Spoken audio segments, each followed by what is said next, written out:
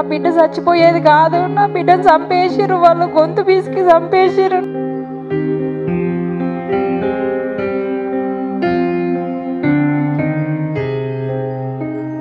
అందరికీ ఉద్యమ వందనాలు. భవ్య వైష్ణవి న్యాయ పోరాట కమిటీ ఆధ్వర్యంలో సోమాజిగూడ ప్రెస్ క్లబ్లో జరుగుతున్న రౌండ్ టేబుల్ సమావేశానికి వివిధ సంఘాలు, పత్రికా, ప్రింట్ మీడియా, ఎలక్ట్రానిక్ మీడియా మిత్రులు మరియు భవ్య వైష్ణవిల తల్లిదండ్రులు, బంధుమిత్రులు అందరికీ కూడా ఉద్యమ దండాలు, స్వాగతం, సుస్వాగతం. ఈరోజు కార్యక్రమ ముఖ్య ఉద్దేశం భవ్య వైష్ణవి భువనగిరి ఎస్సీ హాస్టల్లో చనిపోవటం జరిగింది. ఆ మరణాలపై స్పష్టత, వాళ్ళు మరణించి 15 రోజులు అవుతున్నా ఇంతవరకు గవర్నమెంట్ నుంచి ఎలాంటి స్పష్టత రాలేదు. అందుకు బాధతో ఈ గవర్నమెంట్పై మాకు స్పందించకపోవడం, ఆ విషయంలో గవర్నమెంట్ స్పందించకపోవడం బాధతో ప్రజా సంఘాల నాయకులతో కలిసి ఇక్కడి నుంచోని గవర్నమెంట్కి త్వరితగతిన ఆ మరణాలపై విచారణ జరిపి దోషులను ఎంత వీలైతే అంత తొందరగా వాళ్ళను అరెస్ట్ చేసి శిక్షించాలని ఈరోజు ఈ రౌండ్ టేబుల్ సమావేశం ముఖ్య ఉద్దేశము. ఈ రౌండ్ టేబుల్ సమావేశానికి వచ్చిన సంఘాల నాయకులు వాళ్ళ పేర్లు మరియు సంఘం పేర్లు చెప్పి పరిచయం చేసుకోవాల్సిందిగా సభకు విజ్ఞప్తి చేస్తున్నాం. అమ్మ నమస్తే అమ్మ, నేను భవ్య వాళ్ళ అమ్మను.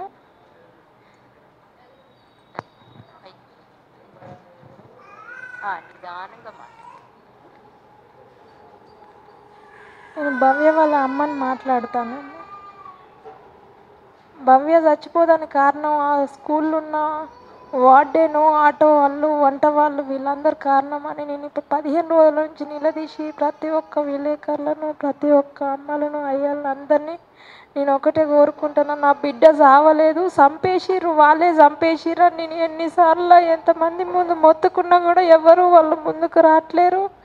నీ బిడ్డను వాళ్ళే చంపేసిర్రు అన్న ముచ్చట నాకు ఎవరు చెప్పట్లేరు.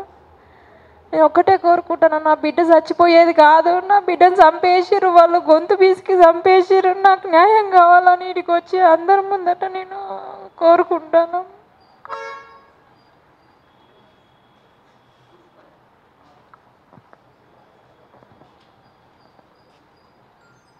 మాది వరంగల్ జిల్లా. నా పేరు కోడి కృష్ణ. వరంగల్ జిల్లా కానపూరు మండల్, గ్రామం బుధరావుపేట. నేను 12 సంవత్సరాల కింద అప్సుగూడకు వచ్చిన బతుకుదేరు కోసం. నాకు ఇంతకుముందుకే కేసులు అయినాయి. కేసులు అయిన తర్వాత పిల్లలు ఇప్పటికే కేసులు అయిపోయిన తర్వాత పెళ్లి చేసుకున్నాను. నేను పెళ్లి చేసుకున్న క్రమంలో కేసులు అప్పటికే చాలా ఉన్నాయి. నాకు 12 కేసులు అయినాయి. 12 కేసులు అయినాయి. పెళ్లి చేసుకున్న కేసులన్నీ అయిపోయిన తర్వాత ఇక్కడనే ఉంటే నిర్బంధం ఎక్కువ అవుతుంది. అప్పుడు టీడీ ప్రభుత్వం ఉండే.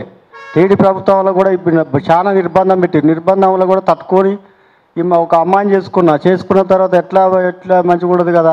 ఇద్దరు పిల్లల కోసం ఒక సంవత్సరం పోయి ఖమ్మంలో తర్వాత నా కొడుకు పుట్టిన తర్వాత మళ్ళీ వచ్చి విలేజ్లో ఉన్నా.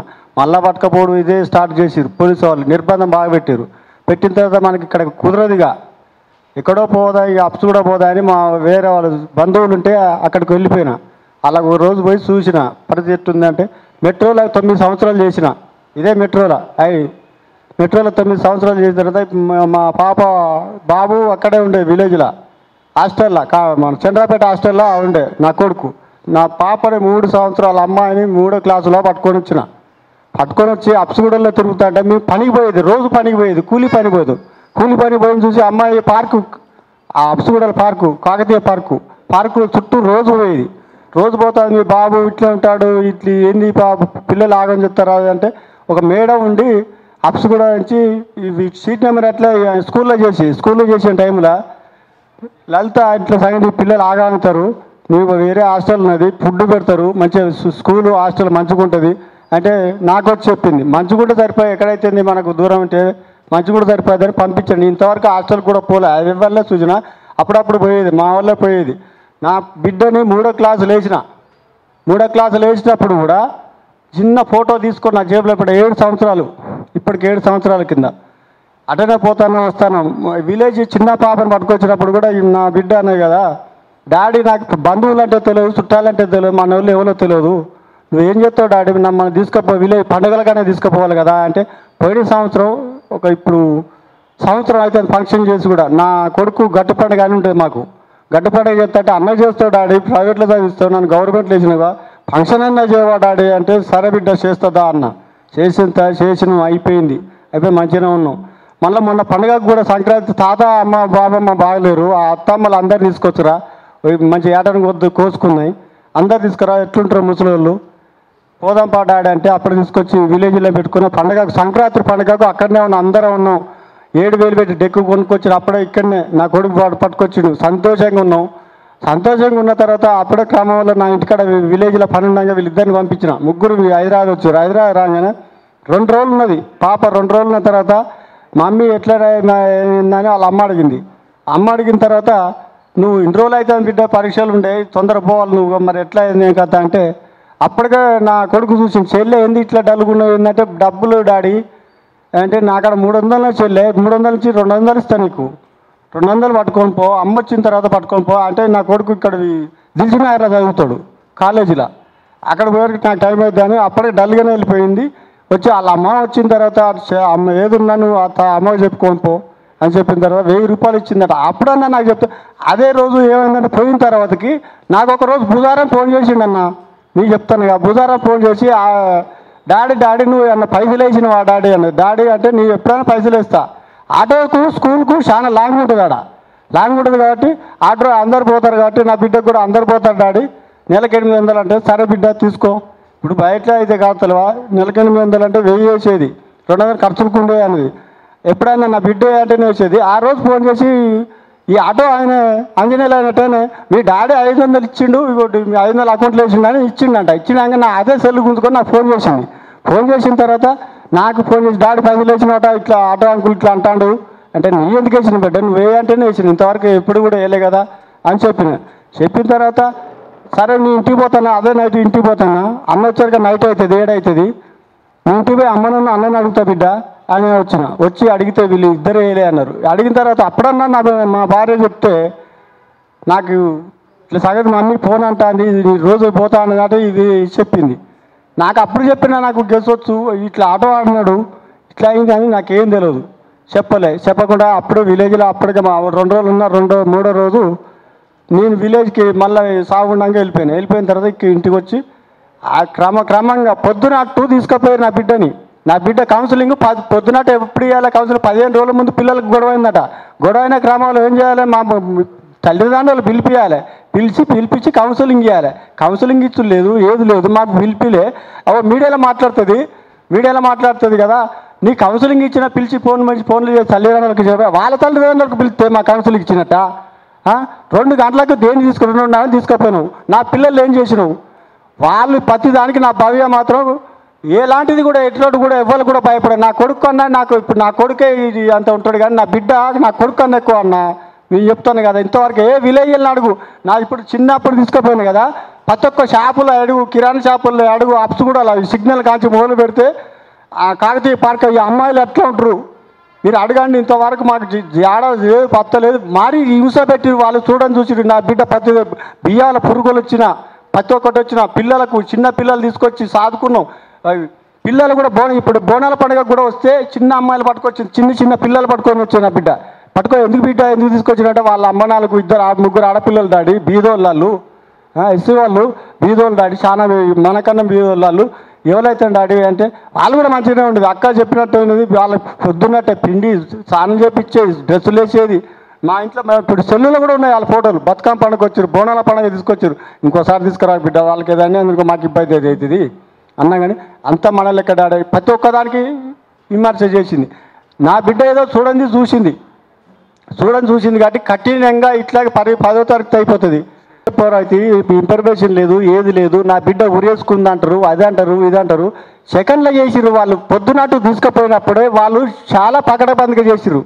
ఈ వార్డర్ మేడం, ఇంకో మేడం, ఈ ఆటో డ్రైవర్ అంజనేయులు కూరగాయలు కోసాడు. నా బిడ్డ అడిగిందట అప్పటికి చాలా మాటల, అయ్యి అంకులు ఎందుకు వస్తారు నైట్ పూట, పిల్లలు ఏ యాంగిలో పండుకుంటారు, ఏ రకంగా పండుకుంటారు, అంకులు దేనికి వస్తావు నువ్వు, ఆ కూరగాయలు మమ్మల్ని తీసుకొచ్చి దింపిపోయే కదా అని అంటగా, భవ్యానికి అవసరం లేదు, నీకేం పని, ఇంకా 10 రోజులు అయితే, ఈ 4 రోజులు అయితే పోతుంది ఆలోచించారు. బాగా అయితుండ. వీళ్ళని ఎవ్వరు కూడా శిక్షించలేరు. ఎందుకంటే వీళ్ళు పెద్ద పెద్ద ఆసాములు ఉన్నారు, పెద్ద భూస్వాములు ఉన్నారు. మేము పేదవాళ్ళం. మేము దేనికి ఇప్పుడు మా గవర్నమెంట్ జాబా, నా అబ్బాయి ఇట్టుండ. ఇప్పుడే అప్సుగూడలు పోయినాయి, ఎవరైనా తెలుసుకోండి, ఈ ఊళ్ళో విలేజ్లో తెలుసుకోండి మా పరిస్థితి ఎలాంటిది. మీ ఎప్పుడూ అయినా కానీ ఒకళ్ళ కిందికి ఇట్టిండ, మీ అర్రే అనేటోళ్ళు కాదు, అన్న అంటే అక్క అంటే అందరు ఇంతవరకు ఎవరినైనా మా కుటుంబంలో లేదు. మాకు ఇట్లా వాళ్ళే అనుకున్నారు కదా, ఇటు చాలా చేసినట్టు ఇప్పుడు తెలిసింది నాకు. నా పిల్లలు నా పిల్లలు వివరేసుకునేటోళ్ళు కాదు, వాళ్ళని కఠినంగా శిక్షించాలా. నేను ఇప్పుడు మీ అందరం కూడా చెప్తానుగా, మీరు ప్రభుత్వాన్ని ప్రశ్నించాలా. మా ఇంతవరకు మందలు ఇచ్చిన మానవుడు లేడు. మీరు ఎక్కడున్నావు, ఫారెస్ట్ ఉన్నావా, అది ఎట్లా ఉండదు, హాస్టల్ ఎట్లా ఉండదు, గవర్నమెంట్ హాస్టల్ అంటే ఎలా ఉండాలి, ఏ రకంగా ఉండాలి, ఆడ ఏది పరిస్థితి లేదు. నువ్వు ఇటు అంబులెన్స్ ఎట్లా, అంబులెన్స్ డ్రైవర్ని పట్టుకురావాలి, అంబులెన్స్ ఏ టైంకి వచ్చింది, ఇవాళ ఇంతవరకు అడగరు. ఎందుకంటే ఇప్పుడు బీదవాళ్ళు కదా, ఇప్పుడు బీదవాళ్ళు కాబట్టి ఇటు భూస్వామికి ఒక రకంగా ఇటుండవా, మనకో రకంగా. ఆయన పైలాన వేసి బంగారు పైలాన ఆయన తెచ్చిండు. ఇప్పుడు గంజా వ్యాపారం ఎన్ని తెస్తాడో మరి ఏ ప్రభుత్వం ఎట్లుందో. ఇప్పుడు 2 నెలలు అవుతుంది అంటారు, 2 నెలల్లో ఎన్ని తెస్తాను, ఎంతమంది చచ్చిపోతారు, ఎంతమంది ఏం చేస్తారు ఇట్లా. మా పరిస్థితి ఏంటిది, మమ్మల్ని ఒక్కళ్ళు అన్న ఇట్లా మందులు ఇచ్చిన వాళ్ళు. నా కొడుకొని ఇప్పుడు ఉన్నాడు, ఎన్నో మాట్లాడతాడు. గోపి డాడీ, నా కొడుకు నేను ముగ్గురే, మేము ఎక్కడ పోయినా కానీ మమ్మల్ని ఒక్కళ్ళు అన్న ఇట్లా ఊళ్ళో వాళ్ళు కూడా ఇట్లా చూస్తారు మమ్మల్ని. అంటే ఏంది మా పరిస్థితి, జంగల్లో ఉన్నావా, మీ ఓటు వేయలేదా, మాకు హక్కు లేదా, లేకపోయిన దానికి ఎవరు మందలు వేయకపోయినా మాకు మేము శిక్ష చేసుకుంటాం పక్కా. దేనికైనా మేము ఇంతవరకు నేను ఏం బాధ చేస్తుంటా, నేను కూడా వికలాంగా ఉన్నాయి, నాకు కూడా ఉన్నది. అయినా కానీ ఏ రోజు కూడా వెనక కడకుండా నా బిడ్డ పిరికిది కాదు, చాలా చేసిరాళ్ళు, కాట్లు ఉన్నాయి, దానికి ఇంకోటికి సిగరెట్ ఉన్నాయి, సిగరెట్ పెట్టి కాల్చిన ఉన్నాయి, ఇక్కడ సిగరెట్ పెట్టి కూడా కాల్చిన ఫోటోలు తీసిన ప్రతి ఒక్కటి. నా బిడ్డను చూడగానే నాకు డౌట్ వచ్చింది అన్నమాట. నువ్వు ఎందుకు చూపెట్టావు, శవాన్ని చూపెట్టకుండా సాయంత్రం ఇట్టాడు, అన్ని సంతకాలు చేసుకుంటా ఆ సీఏ అంటాడు, మీకు ఏం అవసరం అంటాడు. అంజనేయులు పోడు ఇక్కడి శవాన్ని తీసుకుపోయినప్పుడు కూడా అప్పుడు శవం కాడ పోయేటప్పుడు ఇంకా 10 నిమిషాలు అయితే పోస్ట్ మార్టం చేస్తారు అన్నాక కూడా మమ్మల్ని శవం దగ్గర రానియలే. ఇట్లా 4 తీసుకుపోయాడు బయటికి నెట్టుడు. ఆ రస్తరోక చెప్తే అందరు కలిసి అందరూ సహకరించట్లే. మీ ఎవరి మీడియా వాళ్ళు కూడా ఎవరంట్లో తప్పుపడతలేను, సహకరించండి, ఇంకా సహకరించాలా, మీ దండం పెడతా, మీ దేనికైనా ఉంటాం కానీ ప్రతి ఒక్కరు సహకరించండి. సిఐ అంటాడుగా, మీ ఇంటికి పోయినాక అంజనేయులు మరి బయట ఫోటో ఉంది, సెల్ ఉన్నది అంజనేయులకు. ఇంటికి పోయిన తర్వాత ఒక రోజు ఎమ్మటే ఫోన్ చేశారు, అంజనేయులు డాడీ ఇట్లా సంగతి, సెల్ అంటే మా తమ్మిని సెల్తో కొట్టినాం, కొడితే రింగ్ అయింది, ఎవరు అనగానే అంజలేనాను, అంజలేనగానే ఎమ్మటే స్విచ్ ఆఫ్ చేసి అది ఎమ్మటే సిఐ గారికి ఇట్లా సార్ ఏంది ఏం కథ అంటే, మా దగ్గరకు వచ్చిర్రా మీరు, మా మాట విన్నారా, మీరు ఎవరి కాడికి పోయిరు వాళ్ళ కాడికి పోయి మా దగ్గర రాకురా అని మాట్లాడతారు. ఆ రికార్డు కూడా వినిపిస్తాం మీకు ఇప్పుడు. సిఐ ఈ భువనగిరి సిఐ మరి ఎక్కడ పడతారు, ఎక్కడ సమాజంలో ఎక్కడ పడతారు, బీదవాళ్ళు అంటే అంత కళ్ళక ఓట్లు అప్పుడే కళ్ళక పడతారా. ఈ కార్టు ప్రతి ఒక్కరికి ఇస్తాను, ఈ కార్టు వీళ్ళేంది, ఇది వయసులో మీ కథ ఏంటిది. నా బిడ్డే కాదు ఇంకోళ్ళు కూడా వస్తుంది ఇట్లనే. నా బిడ్డ ఇప్పుడు పోయింది కాదు, ఎట్లా అంటే అమ్మాయి ఏం కథ అనేది తెలుస్తుంది ప్రతి ఒక్కరికి.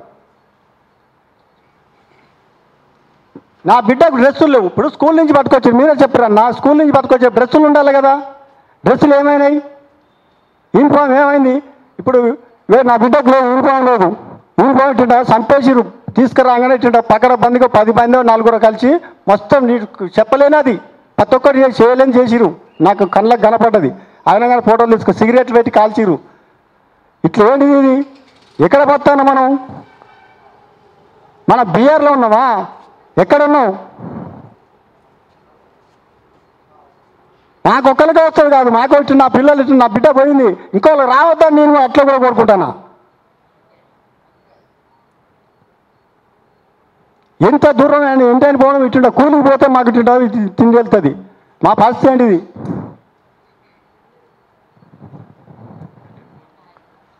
సరైన శిక్ష వేయాలి వాళ్ళకు. మీరు వేయకపోతే నా చేతనైతే కోడికి ఇస్తే నా పేరు వరంగల్ జిల్లా కానాపురం మండలం గ్రామం బుర్రాపేట. నేను ఇప్పుడు కూడా పక్కా చెప్తాను, ప్రభుత్వానికైనా ఎవరికైనా.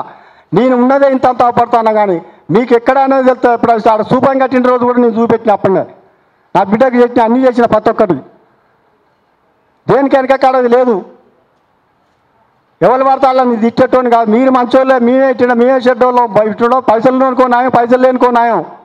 మీరు ఇటుండో ఫ్లైట్లలో తిరుగుతారు, మీ ఇటుండో మాకు బస్సు పెట్టడానికి కూడా చేత కాదు.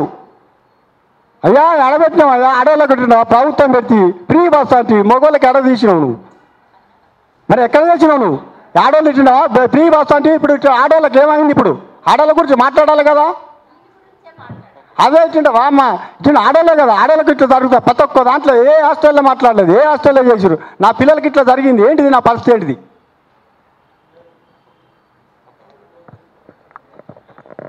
ఆవేదనలో కొన్ని ఆ టెన్షన్లో ఏం చెప్పాలో కూడా ఆయనకు తోస్తలేదు. ఒక 15 రోజుల నుంచి చాలా తీవ్ర దుఃఖంలో ఉన్నది ఆ కుటుంబం. కాబట్టి అర్థం చేసుకుంటారని భావిస్తున్నా. భవ్య వల్ల అన్నయ్య ఇంటర్మీడియట్ చేస్తూ ఉన్నాడు. తన చెల్లె గురించి పూర్తిగా తెలుసు, హాస్టల్ గురించి కూడా తెలుసు. తన మాటల్లో వాళ్ళకి జరిగిన అన్యాయము తను చెప్పాలనుకుంటున్నాడు. ఒక్క నిమిషం. నా పేరు కోడి గోపి. భవ్య మా చెల్లెలు, సొంత చెల్లెలు. ఇంటికంచెల్లి 27కి 12కి కాలేజ్ హాస్టల్కి వెళ్ళింది. హాస్టల్ వెళ్ళాక వెనస్డే ఫోన్ చేసింది. ఇట్లా డాడీ ఫోన్ చేసి చెప్పింది అన్న ఇట్లా డబ్బులు ఇట్లా ఏం వేసినావు అంటే, ఏం వేయలే డాడీ అన్నాడు. డాడీ నాకు ఫోన్ చేసిండు, ఇట్లా అడిగిండు ఏమన్నా డబ్బులు వేసినావు అని అంటే, నీకు కూడా ఏం వేయలే డాడీ అన్న. అదే లాస్ట్ మాట్లాడినాం. మాకు చెల్లె చనిపోయిందని మాకు తెలియదు. అసలు మాకు ఎవరు ఇన్ఫర్మేషన్ కూడా ఇవ్వలేదు. హాస్టల్లో వార్డెన్ వేయలేదు, ఆటోడే ఇవ్వలేదు. వైష్ణవ్ వాళ్ళ అత్తమ్మ వచ్చి 10:30 మా ఇంటికి వచ్చింది. వచ్చి ఇట్లా మమ్మీని పిలవమంటే ఎందుకంటే అర్జెంట్ పిలవమన్నది. అప్పుడు కూడా ఏమని చెప్పిళ్ళు, భవ్యకి యాక్సిడెంట్ అయిందని చెప్పిళ్ళు. యాక్సిడెంట్ అంటే మేము యాక్సిడెంట్ ఇట్లా ఏం కాలేదు, ఏమైతే మాకు ఫోన్ వస్తుంది. ఎప్పుడన్నా హాస్టల్లో గొడవలైనా మాకు ఎమ్మడే ఫోన్ చేసేవాళ్ళు వార్డెన్ ఇట్లా. అదే మాకు ఏం ఫోన్ చేయలే. మేము నమ్మలేదు. మళ్ళీ 5 minutesకి ఆటో డ్రైవర్ ఫోన్ చేసినాం. ఫోన్ చేసి ఆటో డ్రైవర్ ఏమన్నాడు, వైష్ణవ్ను భవ్య ఇద్దరు ఏమంటే సూసైడ్ చేసి చనిపోయిళ్ళు, హాస్పిటల్ వస్తుందరా అని అన్నాడు. మళ్ళీ వార్డెన్ ఫోన్ చేస్తే warden phone switch off. Sujatha అంటే ఆ వర్కర్కి ఫోన్ చేసినాం, ఎవరు ఫోన్ చేసినా ఎవరు ఫోన్ రెస్పాండ్ కావట్లేరు. హాస్పిటల్ పేరు 12:31 అయింది. చూసినాం. అప్పుడు కూడా మా పోలీసు మమ్మల్ని డెడ్ బాడీని చూడనిస్తలేరు. మళ్ళీ మార్నింగ్ అప్పటికే డాడీ వాళ్ళు 6 వచ్చిళ్ళు. అప్పుడు కూడా పోలీసు వచ్చి మమ్మల్ని ఏడి పంపిస్తలేరు. ఎక్కడ హాస్టల్ సరిపోమంటే ఆడ కూడా ఏమొద్దు అంటారు. మొత్తం ప్లాన్తో చంపిల్లు సార్. వాటిని ఇంటర్వ్యూలో ఏమని చెప్పిందంటే, నేను గోపి వాళ్ళ బ్రదర్తో ఫోన్ మాట్లాడినా, వాళ్ళ మొత్తం మేము మాట్లాడినాక కౌన్సిలింగ్ ఇచ్చినామన్నారు. ఆ రోజు అసలు స్కూల్ నుంచి అయినా హాస్టల్ నుంచి అయినా నాకైనా మా డాడీకి ఒక్క ఫోన్ కూడా రాలేదు. ఆమె ఏమంటుంది, మీరు ఫోన్ చేసినాం కదా అని ఇంటర్వ్యూలో చెప్తుంది. లెటర్ కూడా ఫేక్ కాదు, మా చెల్ల రేటింగ్ కాదు, వైష్ణవ రేటింగ్ కూడా. ఎందుకంటే వైష్ణవ్ని చిన్నప్పటి నుంచి చూస్తున్నా, తన రేటింగ్ కాదు, భవ్య రేటింగ్ కాదు, అది ఫేక్ రేటింగ్. దెబ్బలు చూసినాక కూడా ఎందరు ఏమంటారు, దెబ్బలు కావాయి, ఉత్తి మచ్చలు అయ్యి, అవి సిగరెట్తో కాల్చినా కూడా అవి కూడా ఏం కావట, అన్ని డూప్లికేట్ ఎడిటింగ్ చేసినని న్యూస్ రిపోర్ట్లో ఇస్తారు. సూర్యాపేట డీసీపీ ఈనాడు పేపర్లో బాడీస్ మీద ఎలాంటి దెబ్బలు లేవు, అవన్నీ క్రియేట్ చేసినని న్యూస్ పేపర్లు ఇచ్చిన్నాం. సార్ మేము అంత ఏం మాకు అంత ఇంటెలిజెంట్ ఏం కాదు. కాకపోతే మేము దగ్గర రండి, ఫొటోస్ చూపెడితే మాకు ఫొటోస్ ఉన్నాయి, మీరు వచ్చినాక చూసి అట్లా న్యూస్ పేపర్ లేండి సార్. కానీ ఇలా తప్పు ఇచ్చి మమ్మల్ని తప్పు సైడ్ పంపేయకండి. మాకు ఏం లేదు సార్, మాకు ఆస్తులు వద్దు, ఏది వద్దు, మాకు చెల్లె జరిగింది ఇంకొకరు ఎవరు జరగొద్దు, న్యాయం కావాలి. లేదు, తను కూడా హ్యాండిక్యాప్డ్, కాళ్ళు చక్కగా పనిచేయి. తను కడు పేదరికం, ఇల్లు లేదు, చాలా బీదస్తుడు. వైష్ణవి మరణించింది, చనిపోయింది అని ఈయనకు ఫస్ట్ ఇన్ఫర్మేషన్ ఇచ్చారు, మాకే ఇన్ఫర్మేషన్ ఇచ్చారు అని చెప్పి వాళ్ళ హాస్టల్ నుంచి అని నాకే ఫస్ట్ ఇన్ఫర్మేషన్ ఇచ్చిండ్రు, నేనే భవ్య వాళ్ళకి ఇన్ఫర్మేషన్ ఇచ్చినా అని చెప్పడం జరిగింది.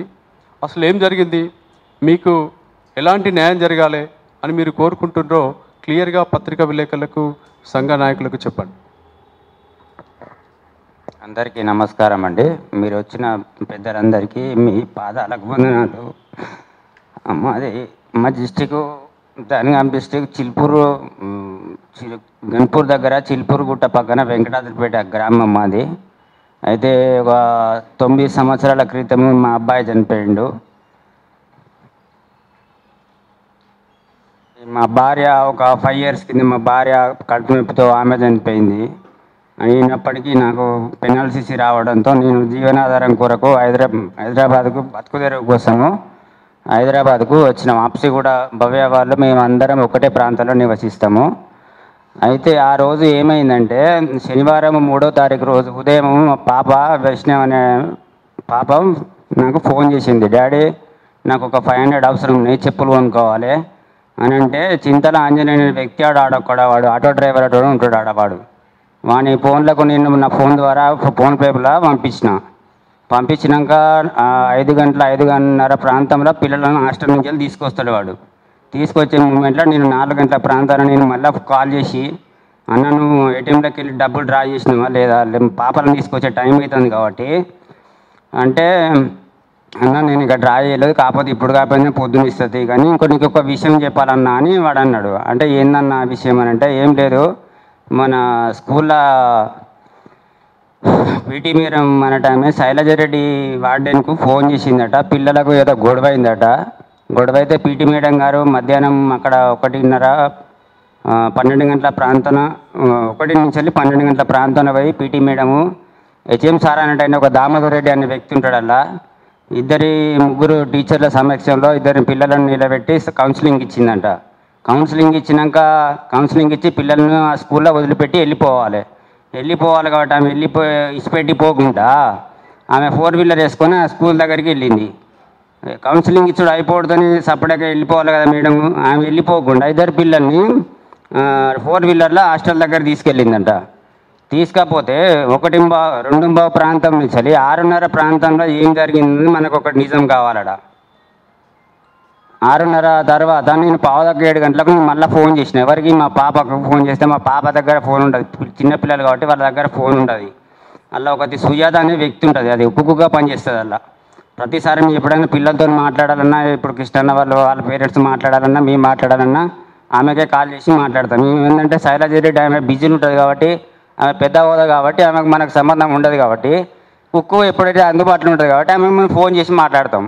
మాట్లాడినప్పుడు అన్న అంటే ఆమెకు ఫోన్ చేస్తే, అక్క జర మా పాపకి ఇవన్నీ ఒకసారి మాట్లాడాలని నేను చెప్పినప్పుడు ఆమె ఏమన్నదంటే, అన్న ఏం లేదు పిల్లలతో మేడం మాట్లాడతాను, ఒక 15 నిమిషాలు 20 నిమిషాల తర్వాత చేయాలని అంటే, 15 నిమిషాలు అన్న కాడని ఒక 20 నిమిషాల తర్వాత ఫోన్ చేసిన. మళ్ళీ చేస్తే మా పాప మాట్లాడింది, డాడీ ఇప్పుడు సుజాతని వాడని తీసుకొని నీకు వస్తాడు కదా, వచ్చినప్పుడు ఆ అంకులు డబ్బులు ఇస్తాడు తీసుకోబిడ్డ అంటే, సరే ఇప్పుడు ఇస్తే ఇచ్చిండు, లేకపోతే రేపు పొద్దున ఇచ్చినప్పుడు వాడుకుంటుంది డాడీ అని మా పాపకు అదే లాస్ట్ కాల్ మాట్లాడేది సార్. మాట్లాడు అయిపోవడంతోనే ఒక 45 నిమిషాలు గంట 10 నిమిషాల తర్వాత శైలజారెడ్డి టైం నాకు ఫోన్ చేసింది. ఆ టైంకు నేను 9:20 అవుతుంది ఆ ప్రాంతాన, నేను అన్నం తినడానికి కూర్చున్నాను. ఆ టైంకు మా పాప పోయి ఇప్పుడు 10th అయిపోతే 4 years కంప్లీట్ అవుతుంది. 4 years కంప్లీట్ ఎండింగ్కి వచ్చింది కాబట్టి 4 years లోపల ఎప్పుడు ఆ టైంకి ఏంటంటే నాకు కాల్ రాలే. శైలజారెడ్డి అంటే ఆమె నాకు డైరెక్ట్ కాల్ ఎప్పుడు చేయలే. ఏదైనా సమస్య ఉంటే స్కూలు పీటీ అని ఎవరు దామోదర్ రెడ్డి అనే హెచ్ఎం సార్ చేసి స్కూల్ ఏమైనా సంఘటన చిన్న గొడవలు జరిగితే, లేదంటే ఈమె సుజాత అనే టైం ఆమె ఫోన్ చేసేది హాస్టల్లో ఏమైనా చిన్న గొడవలు అయితే. శైలజారెడ్డి ఫోన్ చేసే అనే వరకు నాకు ఒక్కసారి దడలమనగానే హలో మేడం చెప్పండి అని అన్న. ఎక్కడ ఉన్నావు నాగరాజు అన్నావు అంటే, నేను ఇక్కడ హైదరాబాద్లో ఉన్నా మేడం, అప్సగూడలో ఉన్నా, అన్నం తింటాను మేడం అంటే, ఏం లేదు నాగరాజు భవ్యకును వైష్ణవికి దెబ్బ తాకింది, అర్జెంటుగా ఇమీడియట్గా ఎక్కడున్నాను ఇప్పుడు 1-2 గంటలలో ఇక్కడ ఉండాలన్నది. సరే మేడం అంటే అది ఎట్లా దెబ్బ తాకింది మేడం అనే వరకు అందులో ఫోన్ కట్ చేసింది. ఎందుకు కట్ చేసిందని చెప్పినాక నేను 2-3 సార్లు మళ్ళీ ట్రై చేసిన, ఫోన్ లిఫ్ట్ చేయలే. సుజాత అనేది దానికి ఫోన్ చేసిన, అది లిఫ్ట్ చేయలే. ఇక నాకు కొంచెం అనేది భయం అయింది, ఎందుకంటే నాకు ఇదివరకు నా కొడుకుని కోల్పోయినా, నా భార్యను కోల్పోయినా, నాకు అనేది కొంచెం భయం అనే డైరెక్ట్ ఎవరికి మళ్ళీ ఆంజనేయుడు అనే వ్యక్తి మళ్ళీ నేను కాల్ చేసిన రిటర్న్.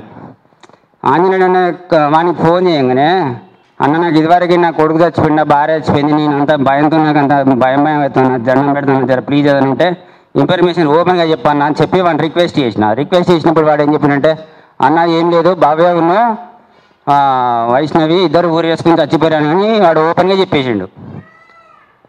అయితే ఈడ మన ఆలోచించవలసిన విషయం ఏంటంటే, శైలజారెడ్డి అన్నట్టు ఆమె దెబ్బలు తాగిని హాస్పిటల్ తీసుకుపోతున్నామని ఈమె చెప్పింది. ఈడు ఆటో డ్రైవర్ అంటాడు శైలజారెడ్డి ఆమె హాస్టల్కి వచ్చి ఇద్దరు పిల్లల్ని మధ్యాహ్నం 2:30, 1:30 ప్రాంతంలో తీసుకుపోయాయి. ఏదైనా వస్తుంటేనేమో వెహికల్ ఆటో వస్తుంటే యాక్సిడెంట్ అవుతానో, లేకపోతే ఈ పక్క ఆ పక్క డ్రైవర్ పక్క కూర్చుంటామో కింద పడిపోతే ఒక్క పాప కింద పడుతుంది, ఇద్దరు పాపలు ఆటో బోల్తా పడితే ఇద్దరికి దెబ్బలు తాకాలి.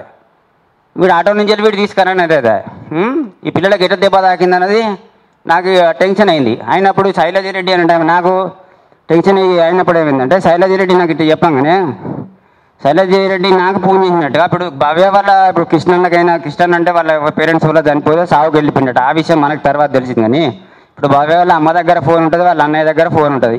వాళ్ళ పేరెంట్స్ కూడా ఫోన్ చేసి చెప్పాలి కదా, చెప్పలే. నాకు ఈ అంత భయం ఏం చేసినట్టే మా చెల్లె కూడా పక్కనే ఉంటుంది అక్కడ. ఆమెకు ఫోన్ చేసిన, ఆమె ఫోన్ చేస్తే మా చెల్లె ఇప్పుడు భవ్య వాళ్ళ అమ్మ ఇద్దరు జర మంచి ఫ్రెండ్స్, దోస్తులు అన్నట్టు వాళ్ళు. అయితే సంధ్య ఏం లేరా ఇట్లా భవ్య వాళ్ళ భవ్యకు వైష్ణవి ఇట్లా ఉరివేసుకుని చచ్చిపోయారట, నువ్వు ఉరేసుకొని నేను చెప్పి నువ్వు సడన్గా చెప్పకు, కాకపోతే దెబ్బలు లాగి నేను చెప్పు అని చెప్పి అంటే మా బావ మా చెల్లె వాళ్ళ ఇంటికి వెహికల్ వేసుకొని పోయారు. పోగానే గోపి వాళ్ళ అమ్మ ఇద్దరు ఇంట్లో ఉన్నారట.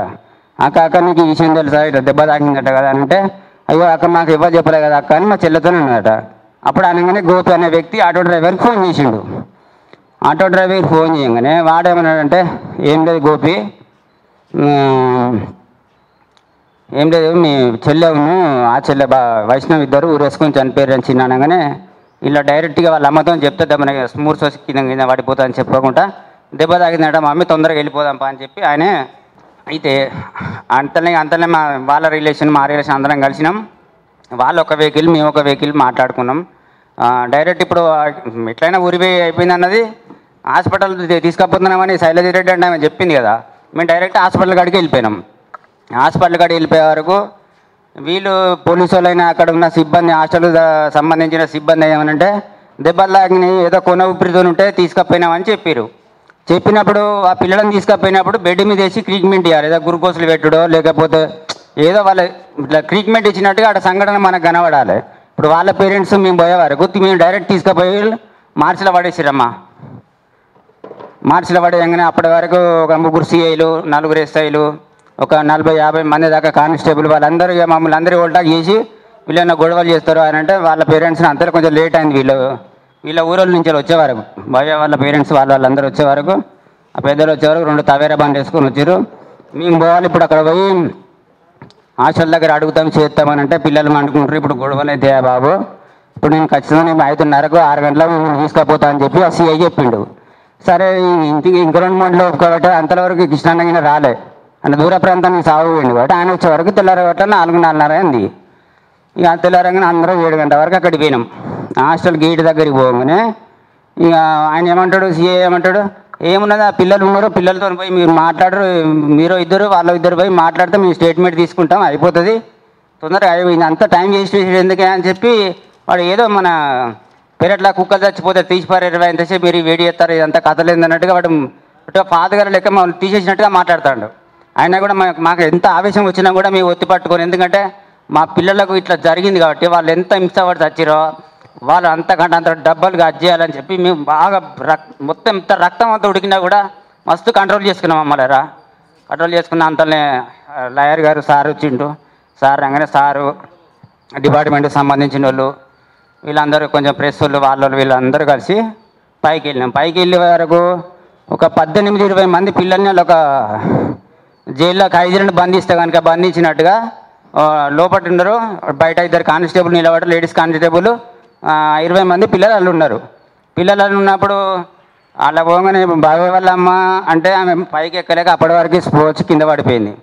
ఈ కిష్టన్ అంటే జర తక్కువ పోయేది అన్నట్టు. అయితే నేను ఎప్పుడైనా పిల్లల దగ్గర పోతే స్నేక్స్ చూసినప్పుడు వాళ్ళు పెద్దడాడు అంటే వాళ్ళని ఒక బిడ్డ ఈ బిడ్డల కంటే ఇంకా ఆ బిడ్డలు బాగా చూసుకునేది చేస్తాను. ఒక్క నిమిషం ఓపెన్గా ఇప్పుడు ఎందుకంటే వాళ్ళు పంచనామా ఎట్లా చేసారు ఏందన్నది ఈ 2 ముచ్చట్లు చెప్పినాక నేను కంప్లీట్ చేస్తాను, సరేనా? సరే సరే సరే సరే. అయితే ఆ పిల్లల్ని అడగంగానే వాళ్ళు పిల్లలు బోరమని ఏడ్చిరమ్మా. బోరం అడగంగానే ఎందుకు ఏడుస్తారు పిల్లలు అలా మీరు ఇంతసేపు ఏం చెప్పినామో మీరు గదే చెప్పురు పోలీసు వాళ్ళకి ఏమున్నది మీకు భయం, మీరు ఎందుకు భయపడతారని చెప్పి లాయర్ గారు అందరం కింద కూర్చొని మాట్లాడినామో అయింది, అయిపోయింది. ఈ పిల్లలు ఏం చెప్పి ఆ పిల్లలతో నేను చెప్పారంటే 11-10 సంవత్సరాల పిల్లలు ఒక 4-5 వచ్చి భవ్యకి ఏమైందంటే ఇట్లా అన్నం పెట్టుకొని ఒక ప్లేట్ అన్నం పెట్టుకొని పోయి రూమ్లోకి పోయారు. రూమ్లోకి పోయి డోర్ పెట్టుకున్నారు. డోర్ పెట్టుకుంటే పిల్లలు పోయి 10-11 సంవత్సరాలు పోయి పిల్లలు డోర్ కూర్చుంటే డోర్లు వలిగిపోతాయా? సరే ఊసిపోయినాయి అనుకుందాం, బేడాల ఊసిపోయినాయి అనుకుందాం, అవి పరిశీలిస్తే అవి బాగానే ఉన్నాయి. అయినప్పుడు వీళ్ళు ఊరేసుకున్నారే అనుకుందాం. ఊరేసుకున్నప్పుడు ఏం చేయాలి? ప్రెస్ వాళ్ళని పిలిపియాలి, పోలీసు వాళ్ళని పిలిపియాలి, పంచనామా అనేది అక్కడ జరగాలి. ఆ టైంలో పోలీసు వాళ్ళు రానేలే, ఈ ప్రెస్ వాళ్ళు రానేలే. వాళ్ళు రాకముందుకే ఈ 2 డెడ్ బాడీలను కింద తీసుకొచ్చారు. 2 డెడ్ బాడీలను కింద తీసుకొచ్చే మూమెంట్లో వీళ్ళు డెడ్ బాడీని కింద తీసుకొచ్చినప్పుడు అంబులెన్స్ వచ్చేటప్పుడు సైరన్ వస్తుంది. సైరన్ కూడా ఏం రాలే. 2 పిల్లలను తీసుకుపోయి అలా పడేసారు. అది విషయం. అయితే ఇంకొక విషయము, మా పిల్లల గురించి వాళ్ళ ఆత్మశాంతి కావాలంటే గవర్నమెంట్ ఇంత నిర్లక్ష్యంగా ఈ పిల్లలకి అయినట్టుగా ఇంకా వేరే పిల్లలకు కావద్దు. కాకపోతే మా పిల్లలకు ఇది ఇట్లే అన్యాయం అనేది ఇట్లే జరిగిపించారనుకో, వాళ్ళ కుటుంబమైనా మా కుటుంబమైనా మేము అక్కడ రేవంత్ రెడ్డి పరిపాలన ఇట్లా జరుగుతుంది కాబట్టి వాళ్ళ ఫ్యామిలీనా మేమైనా ఇద్దరం కలిసి ఆడ సజీవదనం చేసుకోవడానికి మాత్రం మేము సిద్ధం. వాళ్ళ ఆత్మ వాళ్ళది ప్రాణం ఎట్లా గిలగిల కొట్టుకుంటూ పోయిందన్నది లేదా మీకు గవర్నమెంట్ నుంచి మేము మా నుంచి కాదు, మీరు తప్పకుండా వారు గవర్నమెంట్ తప్పుకుంటే పోలీసు బంద్ తప్పుకుంటే మా కెపాసిటీ ఏమున్నది అన్నది మేము చూపిస్తాం. అది ప్రాణానికి ప్రారంభిస్తాం. మిత్రులారా, ఓకే, తను కొంచెం ఫ్రస్ట్రేషన్. పూర్తిగా భువనగిరి ఎస్సీ హాస్టల్లో చనిపోయిన భవ్య వైష్ణవిల మరణం వీళ్ళు చెప్పేది పూర్తిగా మర్డర్. ఎక్కడనో అత్యాచారం చేసి హత్య చేసి హాస్టల్కు తీసుకువచ్చి వాళ్ళను ఆత్మహత్యగా చిత్రీకరించి ఈ సమాజాన్ని, బంధుమిత్రులను, మీడియాను అందరినీ కూడా ఆ సమస్య నుంచి డైవర్ట్ చేసింది ఆ భువనగిరి జిల్లా ప్రభుత్వ యంత్రాంగం. ఇది క్లియర్. వీళ్ళ బాధ ఒక 14 రోజుల నుంచొని ప్రభుత్వం నుంచొని ఎలాంటి సహకారం కానీ వీళ్ళని వచ్చి మమ్మల్ని పరికలించలేదు ప్రభుత్వం అనే బాధ వీళ్ళలో చాలా బలంగా ఉన్నది. చాలా దుఃఖంలో ఉన్నారు. ఈ ప్రభుత్వాలే కదా మమ్మల్ని ఆదుకునేది, మా ఓట్లతో ఇలా గెలిచిన ఈ ప్రభుత్వాలు మా బిడ్డలను రక్షించకపోతే, మమ్మల్ని కాపాడకపోతే మమ్మల్ని ఎవరు కాపాడాలి? మేము ఎవరిని అడగాలి? మా బాధలు ఎవరు తీర్చాలి? మా బాధలకు ఎవరికి చెప్పుకోవాలని వీళ్ళకు తెలియక దుఃఖంలో, కన్ఫ్యూజ్లో ఉన్నారు. ఒక 14-15 రోజుల నుంచొని ఈ కుటుంబం మానసిక వేదతో చాలా డిప్రెషన్లో ఉన్నారు. దీన్ని అర్థం చేసుకోవాల్సిందిగా మీడియాకి విజ్ఞప్తి చేస్తున్న మిత్రులారా. నా పేరు వాసుకే యాదవ్. నేను బహుజన సేన రాష్ట్ర వర్కింగ్ ప్రెసిడెంట్, యాదవ రాజ్యాధికార సమితి అధ్యక్షునిగా చేస్తూ ఉన్నా. ఈ భవ్య కుటుంబం నాకు కొంచెం దగ్గర రిలేషన్ కూడా ఉంది. ఆ రోజు నాకు మార్నింగ్ 5 గంటల ప్రాంతాన విషయం తెలిసింది. నేను అక్కడికి వెళ్ళటం జరిగింది. అక్కడ కొన్ని ప్రజా సంఘాలు నాయకులు కూడా అక్కడ ఉన్నారు. సిఐ నాకు తొందర రావాలని నా మీద ఒత్తిడి చేసే క్రమంలో నేను అక్కడికి చేరుకొని ఎక్కడైతే వీళ్ళు ఆత్మహత్య చేసుకున్నది అనే ఏదైతే హాలు, ఏదైతే రూమ్ ఉందో ఆ రూమ్లోకి అక్కడ ఉన్న భువనగిరిలో ఉన్న ప్రజా సంఘాలు అక్క మేడం అనురాధ సిపిఎం పార్టీ నుంచొని ఒక 4-5 పోయి మేము పరిశీలించడం జరిగింది. అక్కడ ఈ ప్రభుత్వ అధికారులు, పోలీసు యంత్రాంగం చెప్పేదానికి పూర్తి విరుద్ధంగా ఉన్నది. పూర్తిగా సత్యదూరమైంది. ఆత్మహత్య చేసుకున్నారు అనే మాట చాలా అబద్ధం, చాలా సత్యదూరం, చాలా హాస్యాస్పదం.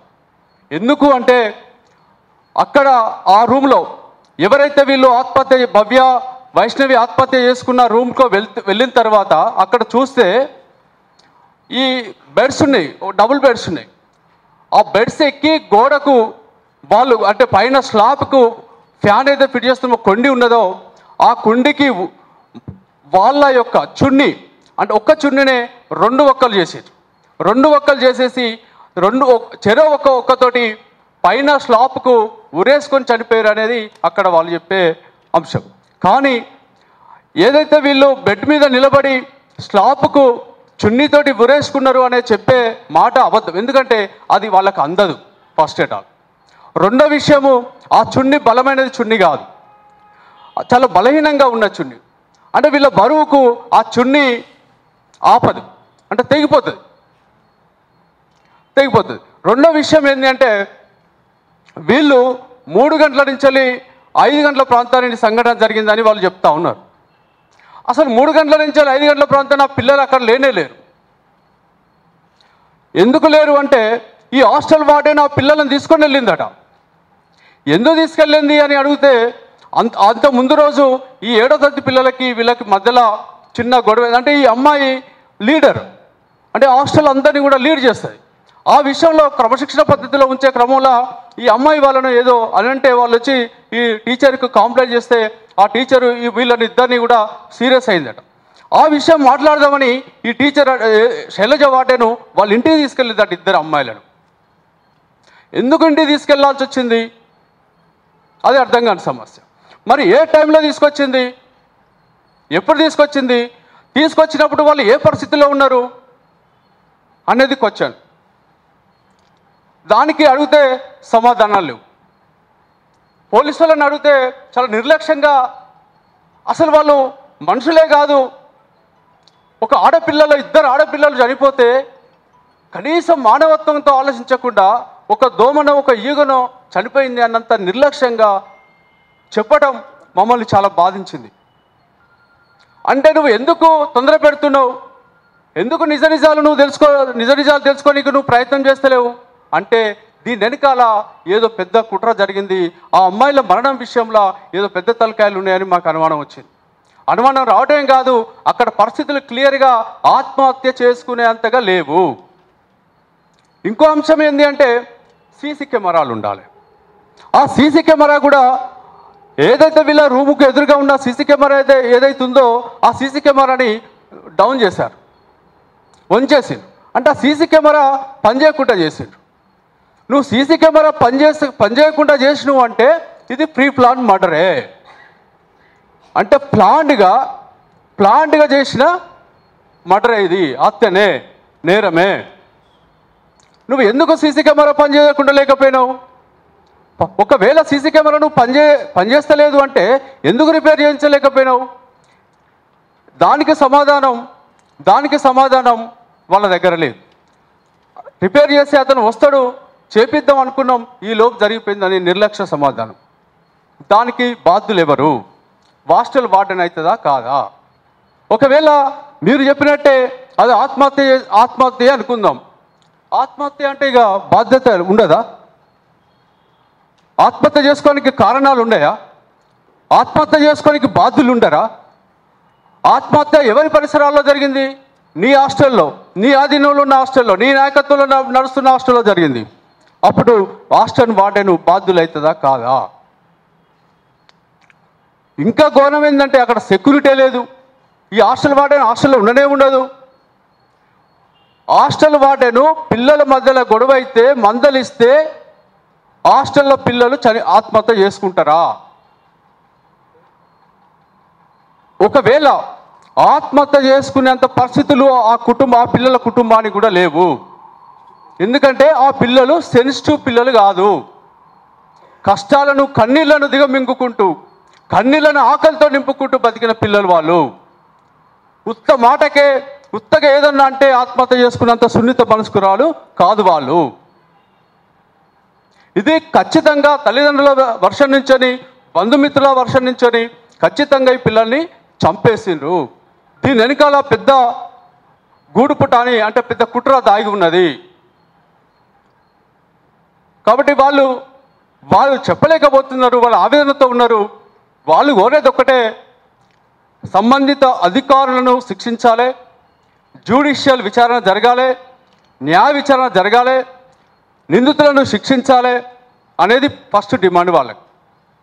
అది ప్రజా సంఘాలుగా మా నుంచి కూడా మేము మేము ఈ ప్రభుత్వాన్ని డిమాండ్ చేసేది కూడా ఈ రౌండ్ టేబుల్ సమావేశం నుంచి కూడా అదే జరుగుతుంది. ఎందుకో ఇంకా విషయాలు ఏంటంటే ఆ అమ్మాయి ముఖం మీద కానీ ఆ అమ్మాయి చేతుల మీద కానీ గాయాలైనట్టుగా చాలా క్లిష్టంగా చాలా క్లియర్గా చూపించినా కూడా పోలీస్ యంత్రాంగం ఇది ఆత్మహత్య అని ఎట్లా నిర్ధారిస్తుంది? పోలీసు వాళ్ళు ఆత్మహత్య అని ఎట్లా చెప్తారు?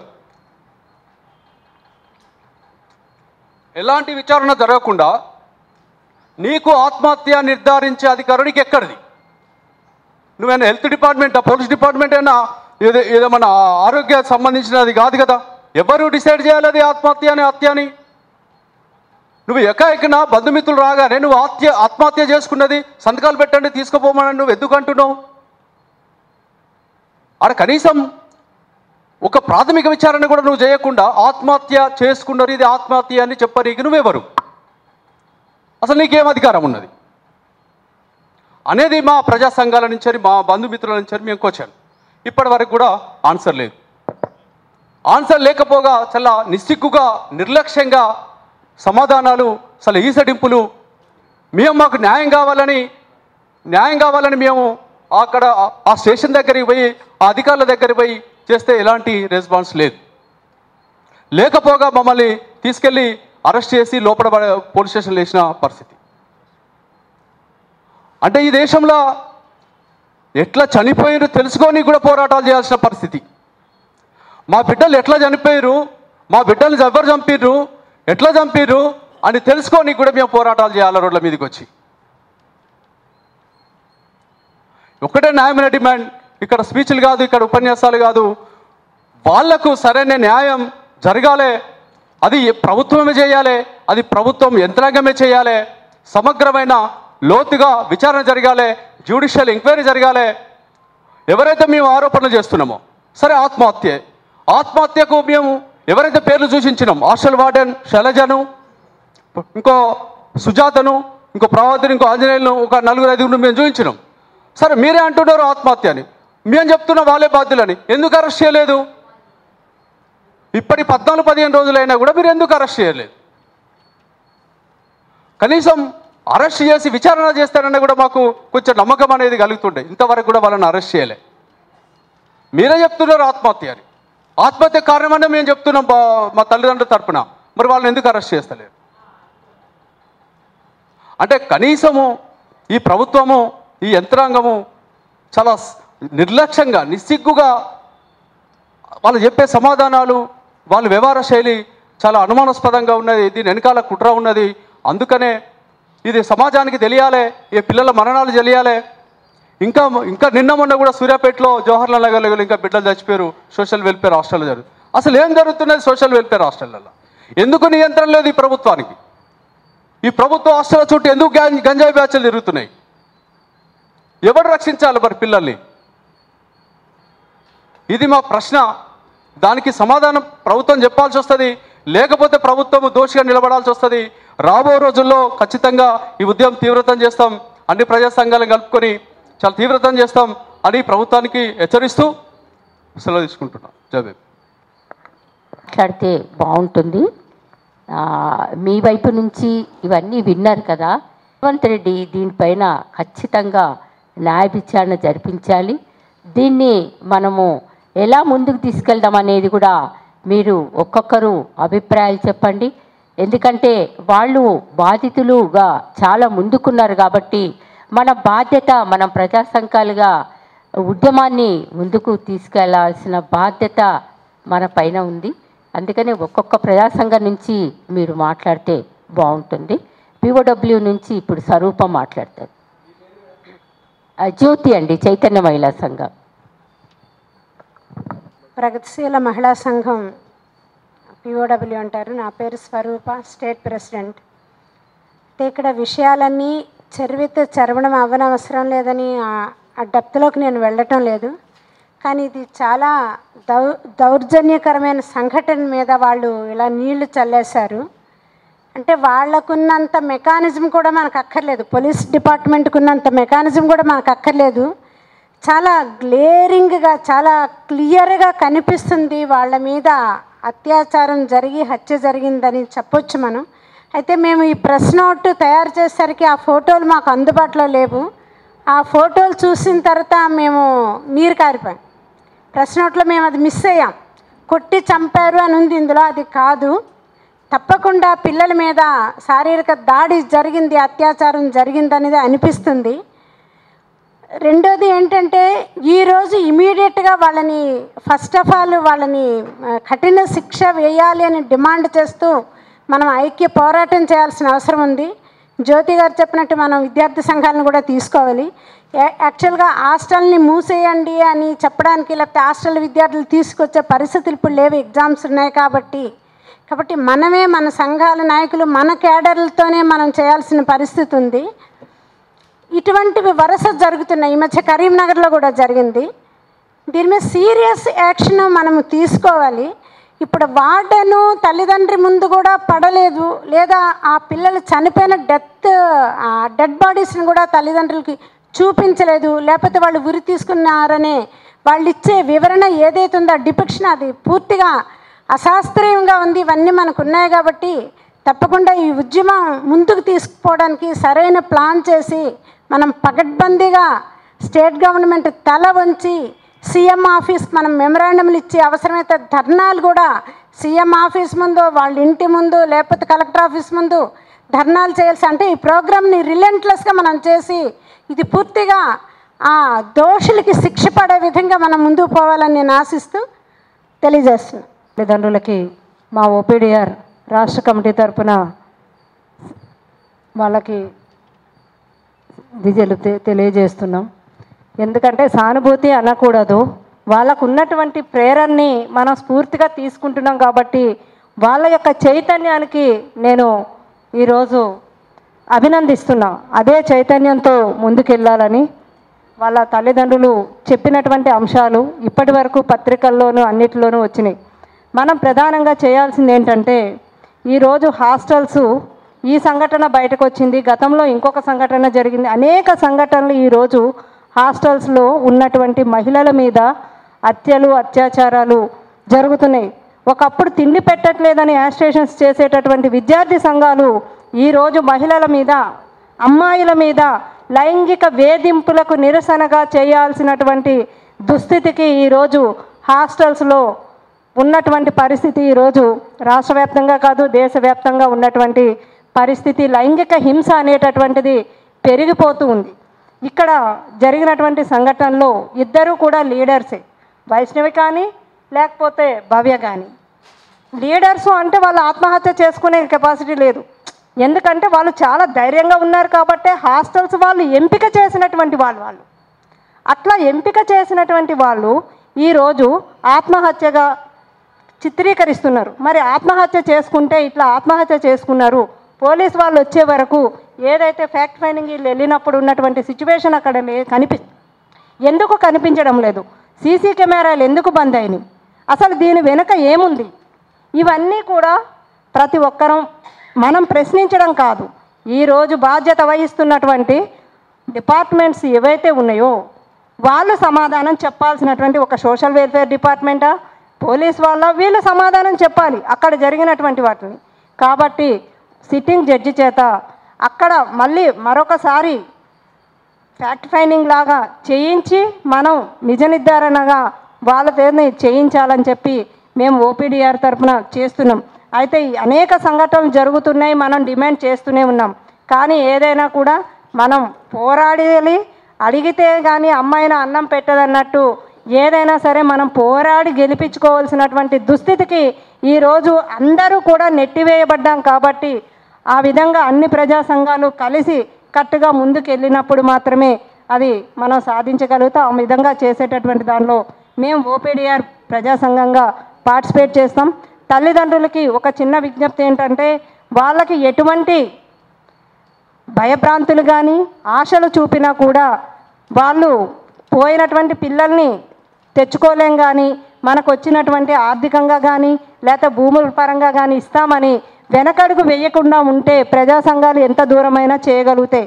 ఎందుకంటే గతంలో అనేక సంఘటనలు జరిగినాయి, ఏవి కూడా తిరిగి ఎక్కడికి వస్తున్నాయి అంటే మా అమ్మాయిలదే తప్పుంది, అనేటటువంటి స్థితికి ఈరోజు తల్లిదండ్రుల చేత బంధువుల చేత ఒప్పించేటటువంటి సాహసాలు ఎక్కువ జరుగుతున్నాయి. అవే సంఘటనలు మన ముందు జరిగిన చరిత్ర అంతా కూడా అవే చెప్తుంది.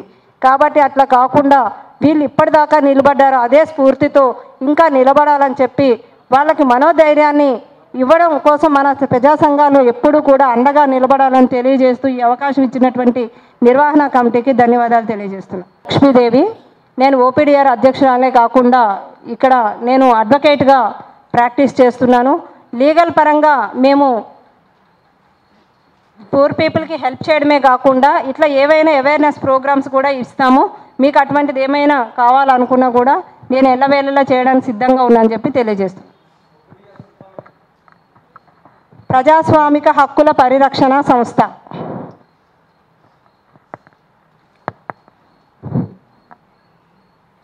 నా పేరు రాములమ్మ. నేను మహిళల సమస్యల మీద గత 20 సంవత్సరాల నుంచి స్టేట్ వైజ్గా వర్క్ చేస్తూ ఉన్నాను. ఈరోజు ఈ సమావేశానికి హాజరు కావడానికి చాలా బాధాకరమైన విషయము. హాజరైన ప్రతి ఒక్కరికి పేరు పేరున ధన్యవాదాలు తెలుపుతున్నాను. ఈ సంఘటన తెలంగాణ రాష్ట్రంలో ఇదొక్కటే కాదని మీకు గుర్తు చేస్తూ ఉన్నాను.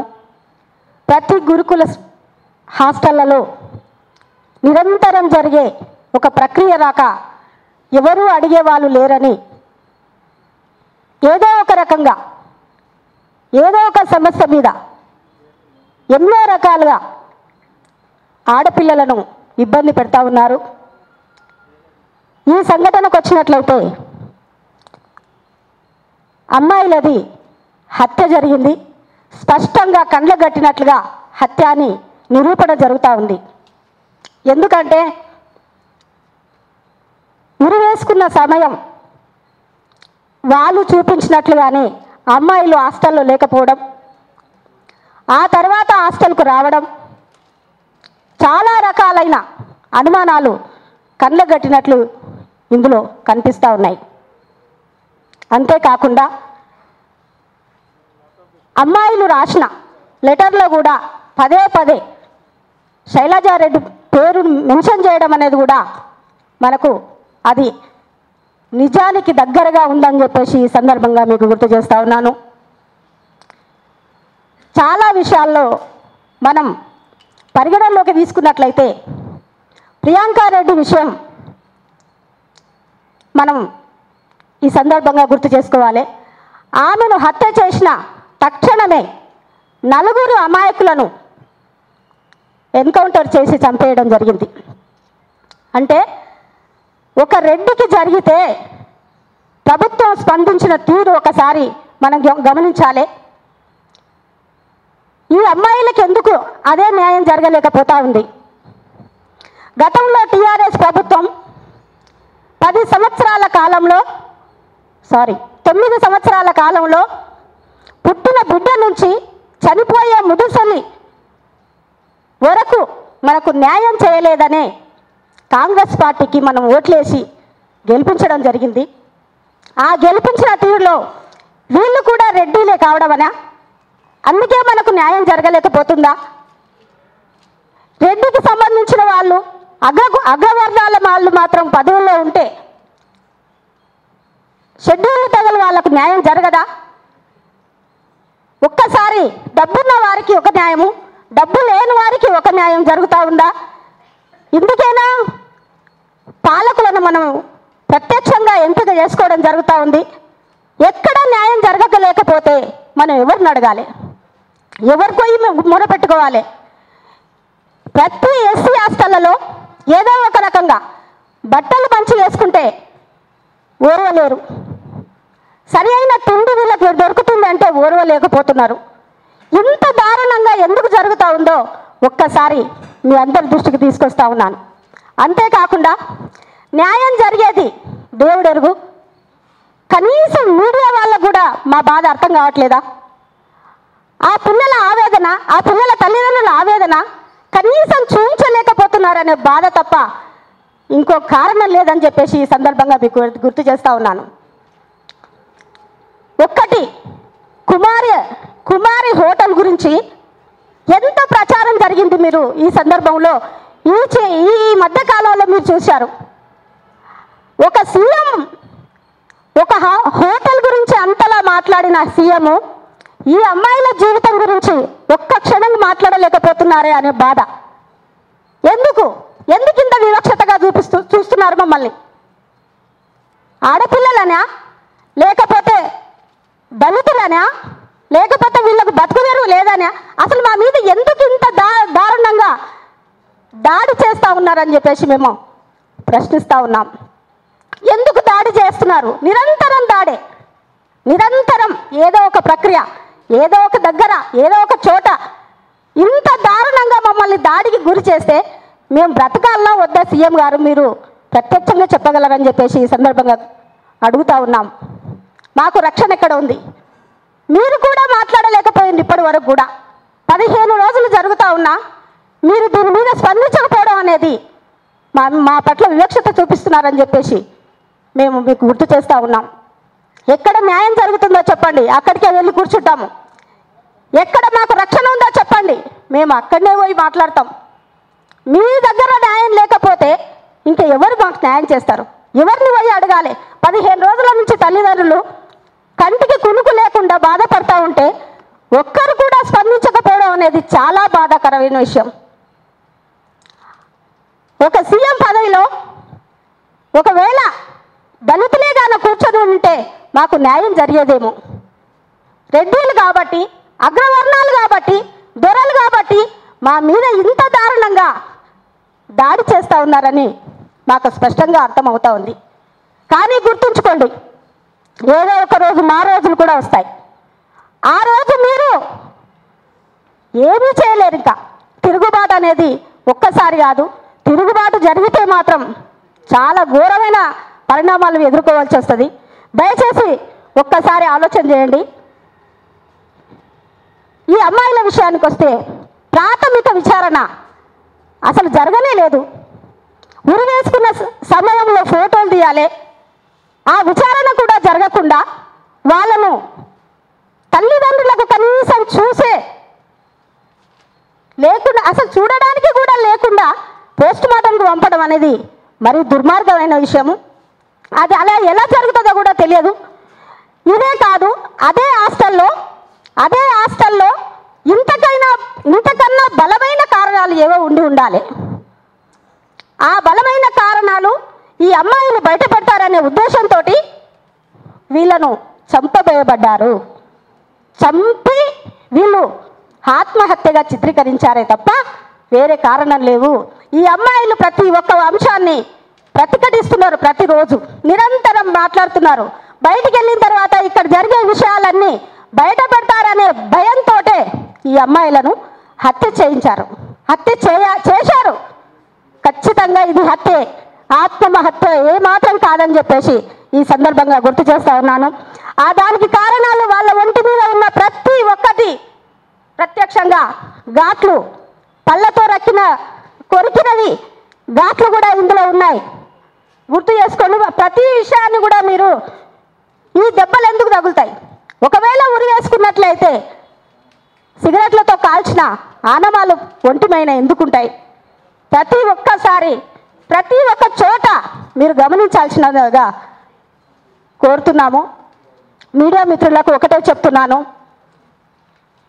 కనీసం చనిపోయిన పిల్లల ప్రచారం కూడా చేయకపోవడం అనేది చాలా బాధేస్తుంది. ఇక్కడ మా పిల్లలు చదువుతున్నారు. నేను ఈరోజు ఈ సమావేశానికి వస్తున్నా అంటే ఎందుకు వెళ్తున్నావు అంటే ఇలా జరిగిందని అంటే అవునా మమ్మీ అలా జరిగిందా అని అడుగుతూ ఉన్నారు. అంటే మా పిల్లలు చదువుతున్నారు, ఆల్రెడీ ఎంబీఏ చేసిన పిల్లలు. ఆ పిల్లలకు కూడా ఈ సంఘటన తెలియలేదు అంటే మీడియా మిత్రులకు ఏమనాలో నాకు తెలియట్లేదు. దయచేసి మిమ్మల్ని తప్పు పట్టడానికి కాదు, మీరు మాత్రమే ప్రతి ఒక్క అంశాన్ని బయట పెట్టగలిగితే ఇలాంటివి ఎన్నో సంఘటనలు బయటకు వచ్చి మారుమూల గ్రామాలలో ఉన్న పరిస్థితి ఒక్కసారి ఆలోచన చేయండి. వాళ్ళకి ఎలా తెలుస్తుంది? వేరే గురుకుల హాస్టల్లో చదివిన పిల్లల గురించి వేరే వాళ్ళకి ఎలా తెలుస్తుంది? మీరే కదా ప్రచారం చేయాల్సింది, మీరే కదా చెప్పాల్సింది, మీరే కదా నిజాన్ని చూపించాల్సింది. దయచేసి మీరు తప్పుగా భావించకుండా ప్రతి అంశాన్ని నిజాన్ని బయట పెట్టండి, నిజమే మాత్రమే చెప్పండి. మా కోసం మీరేం ఫైట్ చేయాల్సిన అవసరం లేదు. ఏదో చిన్నగా ఎక్కడో ఒక దగ్గర నిజం బయట పెట్టగలిగితే వాళ్ళ తల్లిదండ్రులకు ఎంతో కొంత మీరు సహాయం చేసిన వాళ్ళు అవుతారు. దయచేసి ఇదొకటి దృష్టిలో పెట్టుకోవాలని చెప్పేసి కోరుతా ఉన్నాను. ఇప్పటికీ చాలా విషయాలలో చాలా సమస్యల మీద ఇలాంటివి జరిగినాయి. కానీ ఓన్లీ ఈ పిల్లల విషయం మాత్రమే బయటికి రాకుండా బయటికి పొక్కకుండా ఉన్నారంటే దానికి కారణం పెద్ద పెద్ద వాళ్ళు ఉన్నారని చెప్పేసి స్పష్టంగా అర్థమవుతుంది. ఎంత పెద్దవాళ్ళైనా కానీ మా ఉద్యమానికి తలంచక తప్పదు. ఏదో ఒక రోజు మేము ఇది న్యాయం జరిగే వరకు వీళ్ళకి న్యాయ పోరాటానికి మేము సిద్ధంగా అవుతున్నామని చెప్పేసి ఈ సందర్భంగా గుర్తు చేస్తూ ఈ అవకాశం ఇచ్చిన అందరికీ ధన్యవాదాలు తెలుపుతూ ముగిస్తున్నాను. జై భీమ్, జై భారత్. హైదరాబాద్ సిటీ సెక్రటరీ నేను. ఈ సంఘటన జరిగి దాదాపుగా 16 రోజులు అవుతున్నటువంటి పరిస్థితి. ఇప్పటి వరకు కూడా ప్రభుత్వాలు స్పందించలేదు, అక్కడున్న అధికారులు స్పందించలేదు. దానికి ఇంతవరకు నిజ నిర్ధారణ ఏది కూడా వాళ్ళు మన ముందు పెట్టలేదు. ఏం జరుగుతుందో ప్రభుత్వాలు ప్రజల వైపు ఉన్నాయా, పేద ప్రజల వైపు ఉన్నాయా, డబ్బులు ఉన్న వాళ్ళ వైపు ఉన్నాయా అనేది ఈ విషయాన్ని బట్టి మనకు అర్థమవుతుంది. ఇలాంటి సంఘటనలు ఇది మొదటిది కాదు, ఇది చివరిది కాదన్నట్టుగానే ఉంటుంది ప్రతిసారి. దీని తర్వాత కూడా మళ్ళీ 2 ఘటనలు జరిగాయి. అయితే భవ్య వైష్ణవిల ఘటన వాళ్ళ తల్లిదండ్రికి మనం ఎవరం కూడా తీర్చలేని బాధ ఇది. ఈ బాధ నుంచి వాళ్ళని బయట పడేయలేము. వాళ్ళ కుటుంబాలకు న్యాయం చేయాలని డిమాండ్ చేయగలము. ఆ డిమాండ్ దేనికోసం చేస్తున్నామంటే నెక్స్ట్ ఇలాంటి సంఘటనలు జరగకూడదనే ఉద్దేశంతోనే న్యాయం జరగాలనే డిమాండ్ చేస్తూ ఉన్నాం మనము. కానీ ప్రభుత్వాలు నిమ్మకు నీరెత్తినట్టు నిర్లక్ష్య వైఖరి ఇప్పటికీ ఏ పాలకులు వచ్చినా ఏ ప్రభుత్వాలు వచ్చినా చేస్తున్నది ఒకటే, నిర్లక్ష్యంగా ఉన్నారు. పేదవాళ్ళ వైపు, బాధితుల వైపు నిర్లక్ష్యంగా ఉన్నారు. ఈ వైఖరి సరి అయింది కాదని చెప్పేసి మేము భావిస్తూ ఉన్నాము. అట్లాగే ఈ సంఘటన పట్ల ప్రతిసారి బాధితులను ఇంకా కుంగదీసే విధంగా, మానసికంగా ఇబ్బంది పెట్టే విధంగానే పోలీసుల మాటలు కానీ, పోలీసుల చర్యలు కానీ, పోలీసుల ఏమంటారు వాళ్ళు ఇస్తున్నటువంటి ప్రెస్ మీట్లలో పోలీసులు చెప్తున్నటువంటి ఆధారాలు కానీ ఏవైనా, ఇందాక వాళ్ళు చెప్పారు వాళ్ళు ఆత్మహత్య కాదు హత్య చేశారు, అక్కడక్కడ గాయాలు ఉన్నాయని చెప్పేసి తల్లిదండ్రులు గుర్తించి వాళ్ళు చెప్పిన విషయాల్ని మీరు ఎడిట్ చేశారని చెప్పేసి ఏ భువనగిరి సిఐ అయితే మాట్లాడాడో అది ఎంత బాధ, ఎంత కుంగదీసే మాట. అంటే మా పిల్లలకు మేము ఇలా ఇలా ఇలా ఇలా చెప్పుకోవడానికి వాళ్ళ మనసు ఒప్పుతుందా? మా పిల్లల్ని అత్యాచారం చేశారని వాళ్ళకు చెప్పుకుంటారా? అసలు ఎలా ఎలా ఎలా వాళ్ళ మనసులు ఎలా తీసుకెళ్తున్నారు అనే విషయాన్ని మనం అర్థం చేసుకోవాలి. ఈ విషయం పట్ల ప్రభుత్వము ఇప్పటివరకు స్పందించకపోవడము అనే విషయాన్ని ఖండిస్తూ ఉన్నాము. అట్లాగే పోలీసులు తక్షణమే దోషులను గుర్తించి ఈ విషయాన్ని ఆత్మహత్య వైపు డైవర్ట్ చేయడం కరెక్ట్ కాదు. అక్కడున్న పోలీసులు అధికారులపై కూడా ప్రభుత్వము చర్యలు తీసుకునే విధంగా ఉండాలని చెప్పేసి కూడా డిమాండ్ చేస్తూ ఉన్నాము. ఇలాంటి ఘటనలు ఇంకోసారి జరగకుండా ఈ నిజ నిర్ధారణ కమిటీకి వెళ్ళిన ప్రజా సంఘాల వాళ్ళు కూడా ఉన్నారని తెలుసు, మహిళా సంఘాలుగా వెళ్ళిన వాళ్ళు ఉన్నారు. అయితే దాన్ని నివేదికను అంతా బయట పెట్టి ఒక ప్రెస్ నోట్లాగా తయారు చేసి ప్రభుత్వము వెంటనే స్పందించే విధంగా ప్రభుత్వానికి మనము వినతి పత్రాల రూపంలో ముందుగా తీసుకుంటే, మంత్రులు సీతక్క రూపంలో కూడా తీసుకుంటే బాగుంటుంది అని. అయితే ఇలాంటి సంఘటనలు జరిగినప్పుడు వెంటనే స్పందించడానికి మనకు మహిళా కమిషన్ ఇప్పటివరకు దానికి సంబంధించిన మంత్రి ఏదో లేదు ఇప్పటివరకు ప్రభుత్వము, అది కూడా ఒకటి కల్పించాలని డిమాండ్ చేస్తూ ఉన్నాము. కుటుంబానికి న్యాయం చేయాలి అని అంటే ఇంకా ఇలాంటి ఘటనలు జరగకుండా. అయితే మీకు దగ్గర ఒక విషయం చెప్పాలనుకున్నా, పీడిఎస్సీ స్టూడెంట్ యూనియన్లో నేను పనిచేశాను. మేము చేసినప్పుడు హాస్టల్స్కి వెళ్తుంటిమి. హాస్టల్స్కి వెళ్ళినప్పుడు మాకు అక్కడ సమస్యలు ఫుడ్ సరిగా ఉండకపోవడము, బాత్రూమ్లు ఉండకపోవడము, సబ్బులు, వాళ్ళకి బెడ్షీట్లు, ఆ దోమలు, నీట్నెస్, ఈ పరిశుభ్రత లేకపోవడము, ఇవన్నీ కూడా చూసేవాళ్ళం సమస్యలు. వాటి మీద మాట్లాడేవాళ్ళం, పోరాటాలు చేసేవాళ్ళం. కానీ ఆ సమస్యలు పోవాలని మనం పోరాటాలు చేస్తే కొత్త సమస్యలు వచ్చాయి. అమ్మాయిల్ని హింసించడం, బాధించడం, అక్కడ ఉన్న వాళ్ళు టీచ్ చేయడం, ఈ వార్డెన్స్ సరిగా లేకపోవడం, ఈ వార్డెన్స్ మీద ప్రభుత్వాల పర్యవేక్షణ లేకపోవడం, సీసీ కెమెరాలు ఏర్పాటు చేయకపోవడం, అసలు ఇలాంటి ఏవి కూడా లేకపోవడము చాలా బాధాకరమైన విషయము. వీటిపైన కూడా ప్రభుత్వాలు దృష్టి పెట్టాలని, అక్కడ సౌకర్యాలు కల్పించాలని, అట్లనే అమ్మాయిలకు రక్షణ కల్పించే విధంగా. ఇప్పటి వరకు ప్రభుత్వం అయితే అమ్మాయిల రక్షణ విషయంలో ఏం మాట్లాడలేదు. మరి కొత్త ప్రభుత్వము ఏం మాట్లాడుతుందో వేచి చూస్తున్నాము. ఈ డిమాండ్లతో ముందుకెళ్ళాలని మేము భావిస్తాము. స్పందించాలి ప్రభుత్వం, వెంటనే భవ్యశ్రీ వైష్ణవిల ఘటనపై స్పందించాలి. Thank you.